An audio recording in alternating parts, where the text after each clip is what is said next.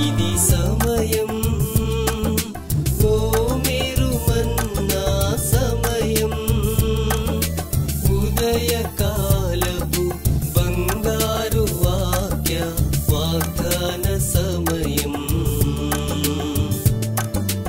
ఆదరించి బలపరచే ఓ మీరు మన్నా, మార్గం చూపి నడిపించే ఓ మీరు మన్నా, వాగ్దాన సమయం, ఓ మీరు మన్నా సమయం. Praise the lord. Good morning. ఓ మీరు మన్నా ఈ రోజు బంగారు వాక్య వాగ్దానానికి స్వాగతం. బాగున్నారు కదా దేవుని బిడ్డలారా? రండి దినం ప్రభు మనతో మాట్లాడే మాటలు వాగ్దానాలు మనం విందాము. మరి కొరింథీయులకు రాసిన మొదటి పత్రికలో 16వ అధ్యాయం 14వ వచనం ఈ రీతిగా మాట్లాడుతూ ఉంది. మీరు చేయు కార్యములన్నీ ప్రేమతో చేయుడి. 1 Corinthians 16:14. Let all that you do be done with love. దేవునికి మహిమ కలుగును గాక. ప్రియులారా, మనం ఏం చేసినా కూడా అది ప్రేమతో చేయాలి, కానీ మృక్కుబడిగా చేయటానికి వీల్లేదు. ప్రభు మనతో హెచ్చరిక చేస్తా ఉన్నాడు. ఇది కొరింథీ సంఘానికి రాస్తున్న ఉత్తరం అయినప్పటికీ పౌలు భక్తుడు ప్రభు పరిశుద్ధాత్మ దేవుడు మనతో మాట్లాడుతూ ఉన్నాడండి. మీరు ఏ చిన్న పని చేసినా, ఏ పెద్ద పని చేసినా అది ప్రేమతో చేయండి, దానివల్ల ప్రతిఫలం ఉంటుంది. అంతేగాని మొక్కుబడిగా మీరు పనులు కానివద్దు అని చెప్పి తెలియజేస్తా ఉన్నాడు. దేవుని బిడ్డలారా, మరి ఇక్కడ మనం చూస్తూ ఉంటే ప్రేమ లేకుండా ఏ పని చేసినా కూడా అదంతా వృధా ప్రయాసేనండి. దేవుని యొక్క వాక్యంలో మనం చూస్తూ ఉంటే 10వ అధ్యాయంలో ఈ కొరింథీయులకు రాసిన పత్రికలోనే 24వ వచనం ఏమంటుందంటే, ఎవడును తన కొరకు కాదు ఎదుటివాని కొరకు మేలు చేయి చూచుకొనవలెను అని రాయబడి ఉందండి.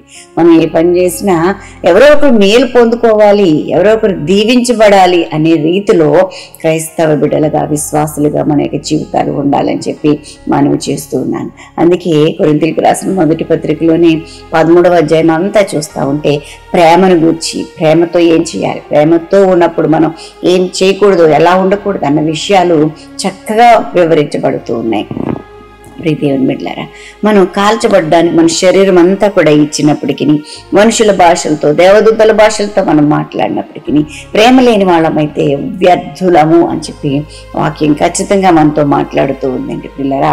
మరి కాబట్టి ప్రేమ కలిగి మన ప్రతి పని ఉండాలి, ప్రతి సత్కార్యము ఉండాలి, ప్రతి మంచి పని ఉండాలని చెప్పి వాక్యాన్ని బట్టి నేను తెలియజేస్తూ ఉన్నాను. మరి 3వ వచనం నుంచి మనం చూస్తూ ఉంటే పిల్లరా, బీదల కొరకు ఆస్తంతా ఇచ్చేసిన మరి ప్రేమ లేకపోతే ఆ యొక్క ధర్మము, ఆ ధర్మకార్యం, ఆ మంచి కార్యం వృధా అండి. ఏదో ఘనత పొందాలను, ఎవరో ప్రశంసించాలను మనం ఏ పని చేయటానికి లేదండి.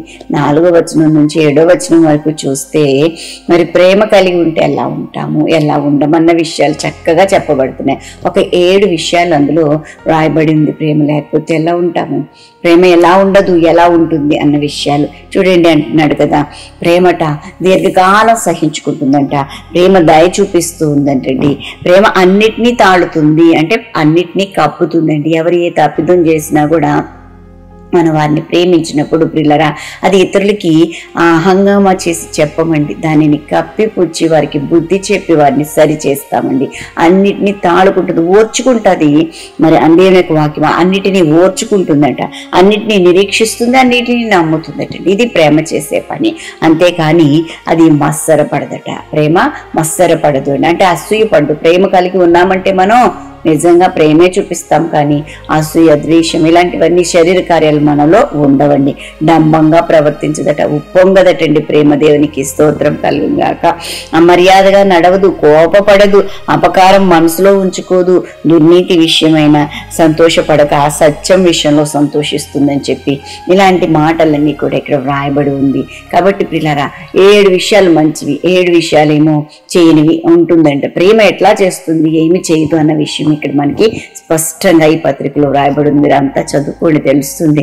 దేవుని బిడ్డలారా, ప్రేమ కలిగి మనము ఏ పనైనా చేయాలి. మీరు చేయ కార్యములన్నీ కూడా ప్రేమతో చేయండి అని చెప్పి ప్రభు మనకి సున్నితంగా హెచ్చరిస్తా ఉన్నాడు ఈ దినాన.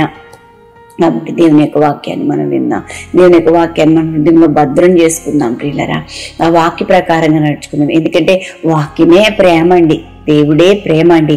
కాబట్టి దేవుడు మనలో ఉంటే అదే బయటకు వస్తుందండి. మనలో హృదయంలో ఏమి నింపుకొని ఉంటే అదే మనలో నుంచి బయటకు వస్తుంది. కాబట్టి ప్రేమను నింపుకుందాం, ప్రభువుని నింపుకుందాము, పరిశుద్ధుడైన దేవుని యొక్క సన్నిధిని ఆస్వాదించుదాము, అనేక మందికి పంచుదాము. అలాంటి కృపచేత పరిశుద్ధాత్మ దేవుడు మనందరినీ నింపి నడిపించును గాక. ఆమేన్. మిల్లారా, ఈ దినం బర్త్డేస్, వెడ్డింగ్ యానివర్సరీస్ జరిపించుకుంటున్న వారికి శుభాలు తెలియజేస్తున్నాను. ఈ నూతన వస్త్రంలో నూతనమైన దీవెన ప్రభు మీకు నాకు ప్రసాదించి ఆశీర్వదించబడును గాక. ఆమేన్. పిల్లరా, మీ కొరకు ఒక వాగ్దానం కూడా జ్ఞాపకం చేస్తాను. 121 కీర్తన 7వ వచనం, ఆయన నీ ప్రాణమును కాపాడును. అద్భుతమైన వాగ్దానం కదా, స్వీకరించి ఆశీర్వదించబడండి. ప్రార్థన చేస్తాను, నాతో ఏకీభవించండి. ప్రభువానికి వందనాలు చెల్లిస్తున్నాను. మహిమగల దేవుడుగా మమ్మల్ని దర్శించి దీవించమని వేడుకుంటున్నాను. నిన్న నేడు నిరంతరం ఏకరీతిగా ఉన్నావు, మాతో ఉన్నావు, మాలో ఉన్నావు ప్రభా. అవును తండ్రి, మీరు ఏ కార్యం చేసినా కూడా మీరు చేయి కార్యాలన్నీ కూడా ప్రేమతో చేయదని చెప్పి ఈ రోజున ప్రభా నైనా తండ్రి మమ్మల్ని సున్నితంగా హెచ్చరిస్తున్నావు ప్రభా, నేను మందలిస్తున్నావు ప్రభా. దేవానికి వందనాలు. నీ మాట చొప్పున జరిగించే వారంగా, నీ మాటకు విధేయత చూపే వారంగా, నీ మాట చొప్పున నడుచుకునే వారంగా మమ్మల్ని ఆశీర్వదించమని వేడుకుంటున్నాను. ఈ దిన దీవెనలన్నీ అనుగ్రహించండి నాయన. ప్రయాణాల్లో, పనుల్లో, ఉద్యోగ ధర్మాలు నిర్వర్తించడం మీ సన్నిధి తోడుగా ఉంచండి. ఇంకా ఎవరైనా ఈ దినాన్ని బట్టి చీకులో, చింతలో, వ్యాధులు, కష్టం, ఇరుకులు, ఇబ్బందులు ఉంటే విడిపించి రక్షించమని, కృప చూపించమని, దయ చూపించమని, అన్ని విషయాల్లో మీరు మాతో నడిపించండి. గొప్ప కార్యాలు చేసి కృప చూపించండి. దేవానికి వందనాలు. బలహీనలను బలపరచండి, రోగులను బాగు చేయండి, స్వస్థపరచండి. మీరే పోషకుడుగా, సంరక్షకుడుగా, ఆలోచనకర్తగా ఉండండి. ఆయుష్ను, ఆరోగ్యమును, గౌరవ ప్రభావం చేత నింపి నడిపించండి. యేసునామమున అడుగుచున్నాం తండ్రి. ఆమేన్. మన తండ్రిని దేవుని ప్రేమ, కుమారుడైన యేసుక్రీస్తు కృప, పరిశుద్ధాత్మ దేవదేవుని నిండిన సహవాసం బిడ్డలెల్లరికూ సదా తోడై ఉండును గాక. Amen. Have a wonderful day. God bless you all.